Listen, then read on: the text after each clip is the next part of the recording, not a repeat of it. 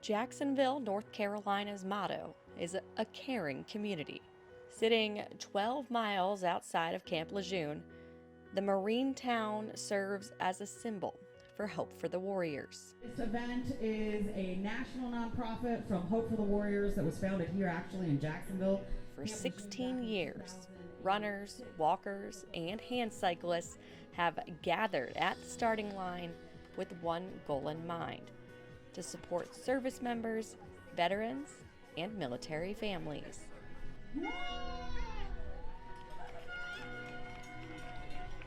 The 5 and 10K runners all go over a bridge, a stretch with pictures and names of fallen soldiers.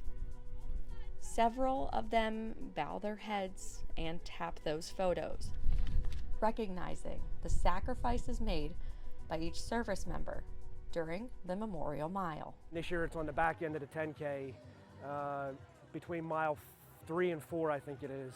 And when you go across the bridge and you see the signs, it kind of hits you again why you're doing it. Army veteran Gabby was among the first to pass this stretch during her 10K journey on the hand cycle. It was also her first Hope event ever. I'm super ecstatic because I think, in the military we build a lot of things on tradition. Tradition is extremely important. My family is huge on tradition, so to be a part of Hope's family and to kind of start a new tradition from something that they started for the very first time here. And for me, I ended my career out of Fort Bragg, North Carolina, but just to come back here and just for the first time do something now that I'm out of the service, just because I'm out of the service doesn't mean it's over yet. So just kind of starting a new chapter in life with, my first event being here. She learned about Hope for the Warriors, which led to a friendship with Hope Military Relations Director Lee Bonner. After countless conversations and building a strong bond over the phone, Lee and Gabby met in person for the first time over this race weekend.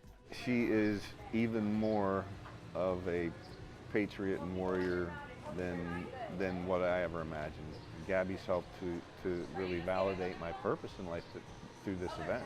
When I was really hitting a dark time, never having met Lee, just being able to talk about personal things and just having that trust and bond relationship with him definitely made me open up and realize, hey, I'm not alone. She's competed in the Invictus and Warrior Games and represented Team USA in the Wheelchair Rugby League.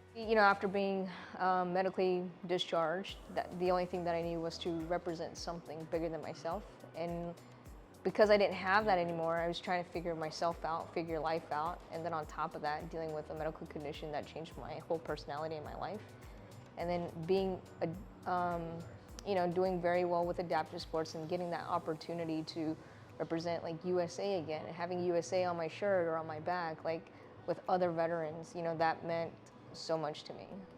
At the Jacksonville Run for the Warriors, Gabby wore a red, white, and blue Team Hope jersey. When she crossed the finish line, Lee was right there to greet her. So I'm a firm believer that it takes a village to raise someone, right? And I think hope is the definition of that, right?